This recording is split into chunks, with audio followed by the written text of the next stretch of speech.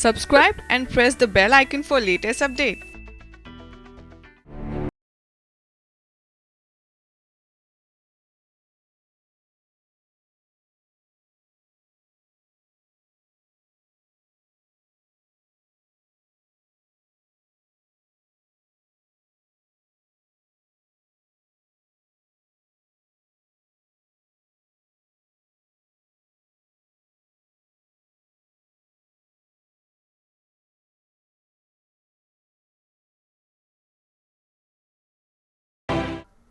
नमस्कार, आप देख रहे हैं SP9 न्यूज। मैं राशिद अली।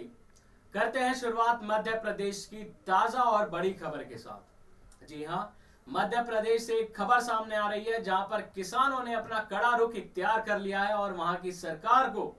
कहीं ना कहीं चुनौती दी है और ये कहा है कि आने वाले समय में अब दिल्ली में एक बहुत ही बड़ा आंदोलन किया जाएगा। जी हां, आपको बता दें कि मध्य प्रदेश में किसानों का मुद्दा नया नहीं है और किसी से छुपा नहीं है। किसान अपना रोना रो रहे हैं और वहां की सरकार को सुनाई नहीं दे रहा है और जिसको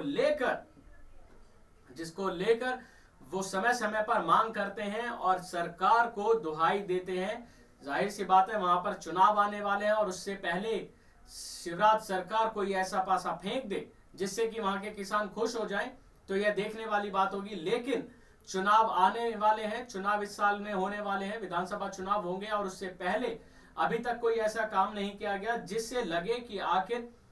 शिवराज सरकार किसानों की हितैषी है। तो वहीं एक बड़ी खबर आई है कि किसान आंदोलन जो कि अब दिल्ली में होने वाला है। जी हां, आखिर ये किसान दिल्ली में क्यों आ रहे हैं, आखिर इन किसानों की मजबूरी क्या है, आखिर इन किसानों की क्या समस्या है। तो वहीं मैं आपको बता दूं कि इनके जरिए केवल किसान नहीं है, उनके नेतृत्व करने वाले दो नेता हैं और ये नेता मैं आपको बता दूं कि आखिर इनके मुद्दे क्या क्या हैं, क्यों ये शिवराज सरकार से लड़ रहे हैं, क्यों उन्हें चुनौती दे रहे हैं, आखिर इनकी मांग क्या है। और जाहिर सी बात है, ऐसे समय तो मांग मान लेते हैं जब वहां पर चुनाव आते हैं।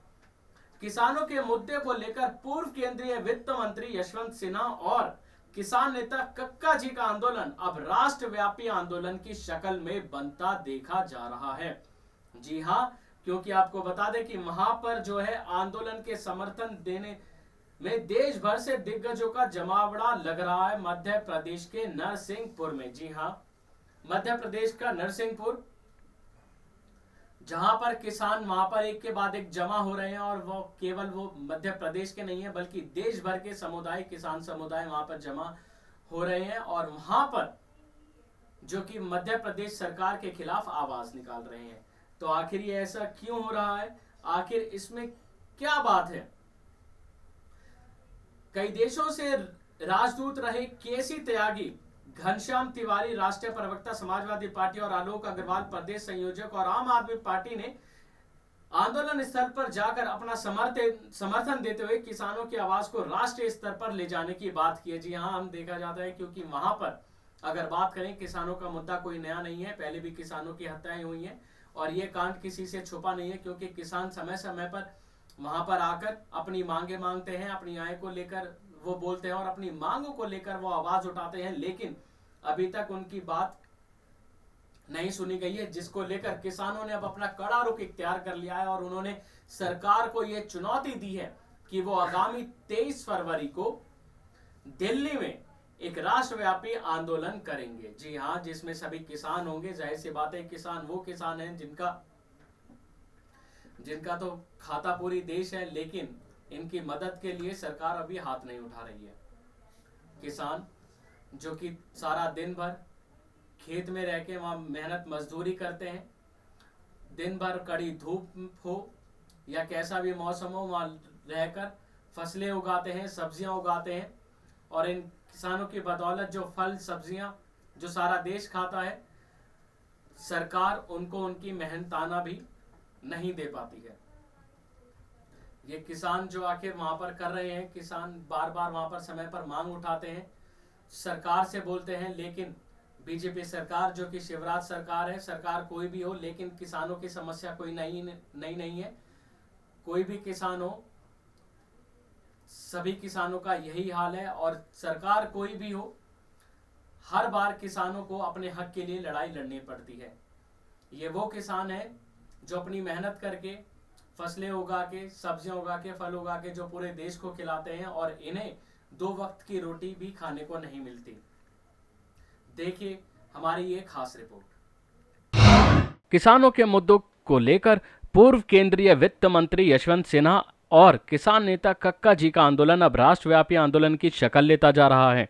धरने के चौथे दिन रविवार को आंदोलन को समर्थन देने देश भर से दिग्गजों का जमावड़ा मध्य प्रदेश के नरसिंहपुर में लग रहा है। दरअसल कई देशों में राजदूत रहे केसी सिंह, घनश्याम तिवारी राष्ट्रीय प्रवक्ता समाजवादी पार्टी और आलोक अग्रवाल प्रदेश संयोजक आम आदमी पार्टी ने आंदोलन स्थल पर जाकर अपना समर्थन देते हुए और किसानों की आवाज को राष्ट्रीय स्तर पर ले जाने की बात कही है। वहीं यशवंत सिन्हा ने प्रशासन को खुली चेतावनी देते हुए कहा है कि आंदोलन स्थल पर बड़ी आतिशबाजी होगी जिसे सारा देश देखेगा, जिसकी शुरुआत शनिवार को आंदोलनकारियों ने कलेक्टर परिसर में ही प्रदेश के मुख्यमंत्री शिवराज सिंह चौहान का पुतला फूंक कर दी।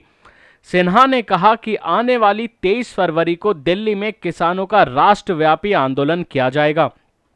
तो वहीं गौरतलब है कि पिछले 4 दिनों से एनटीपीसी में भूमि देने वाले किसानों की स्थायी नौकरी और किसानों के साथ पुलिस की बर्बरता और आंदोलनकारियों को जेल में डालकर SC/ST एक्ट लगाने एवं गन्ना किसानों के शोषण को लेकर पिछले 4 दिनों से यशवंत सिन्हा एवं किसान नेता कक्का जी ने नरसिंहपुर से राष्ट्रव्यापी आंदोलन की शुरुआत करते हुए अनिश्चितकालीन धरना नरसिंहपुर कलेक्ट्रेट के बाहर शुरू किया हुआ है।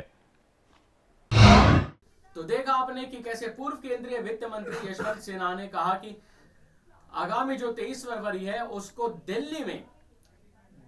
में एक बड़ा आंदोलन किया जाएगा जो कि किसान वहां करने वाले हैं और आखिर ये राष्ट्रव्यापी आंदोलन होगा। तो देखा जा रहा है कि कहीं ना कहीं मध्य प्रदेश सरकार चुनाव से पहले ही गिरती नजर आ रही है। बार बार आखिर मध्य प्रदेश सरकार, बीजेपी सरकार, शिवराज सरकार आखिर क्यों वहां पर बार बार उन्हें एक के बाद एक ऐसी परिस्थितियों का सामना करना पड़ रहा है जिससे कि पार्टी को नुकसान होता। क्योंकि हम सीधा हम देख रहे हैं कि किसान जो कि वहां पर एक बड़ा मुद्दा है, किसान एक बड़ा समुदाय है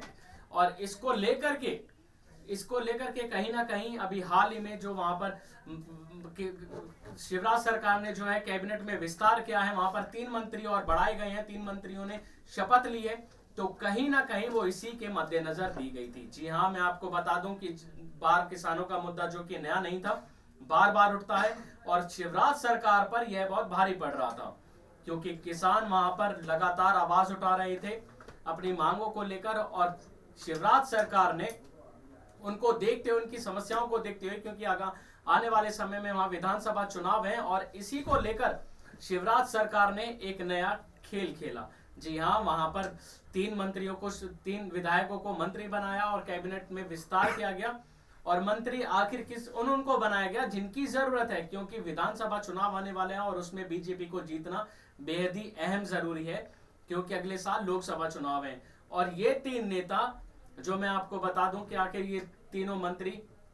जो कि इन्हें कैबिनेट में इसलिए शामिल किया गया क्योंकि यहाँ खास समुदाय को देखकर, क्योंकि पाटीदार समुदाय जो कि किसान समुदाय को वहां देखकर रखा गया है,